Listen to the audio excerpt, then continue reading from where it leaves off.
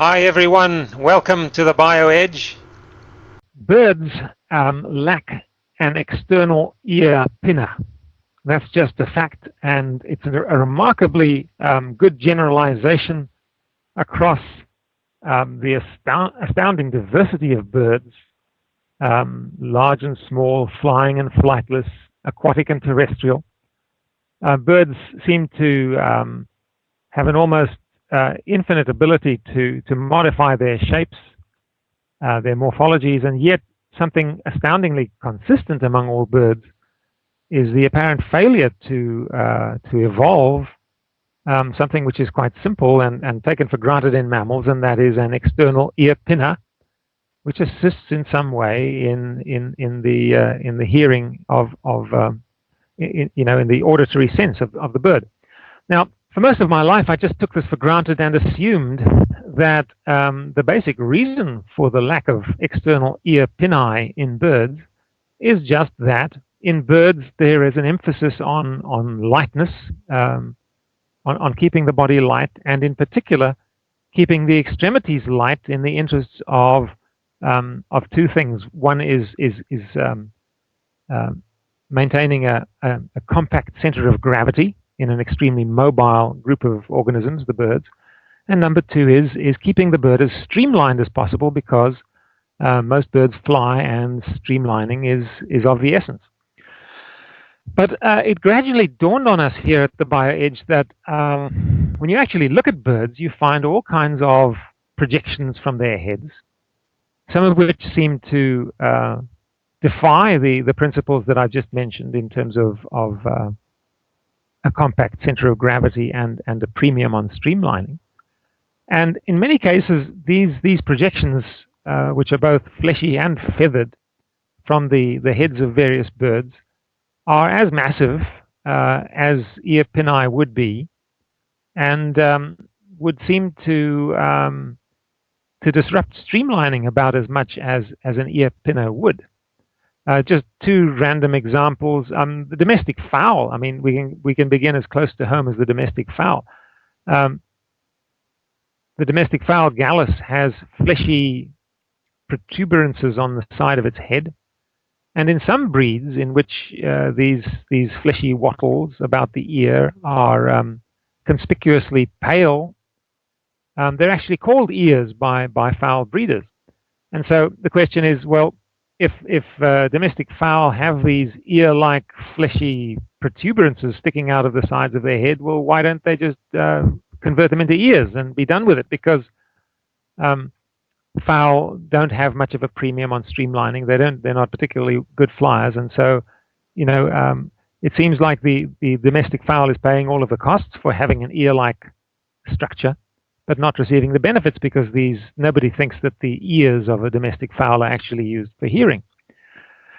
And secondly, the obvious example is owls. Now, owls do have feathered projections from their heads, which are big enough to look like ears, and some owls even have quite elaborate, fleshy, valve-like structures at the rim of the external auditory meatus that have some muscular control and can be used to direct sound to a certain degree, usually channeling sound from behind rather than in front.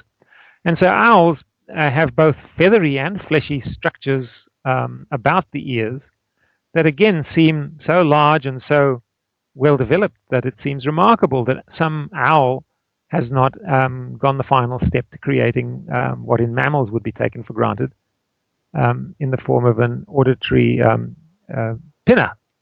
So there must be some very profound reason why all birds have desisted from evolving external ears, and our best suggestion is that it has to do with the fundamental structure of the bird skull and the very fundamental differences between bird skulls, even in non-flying birds such as the ostrich, on the one hand, and mammalian skulls on the other.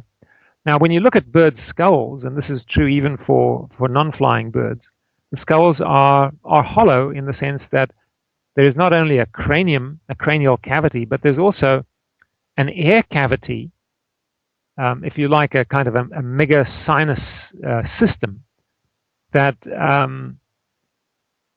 fills the much of the cranium and fills the posterior part of the cranium about where the ears are. And so it's true that mammals, including humans, have small sinuses in that part of the skull near the ears. But in birds, these kinds of sinuses are really so large that they take up much of what appears to be the brain case.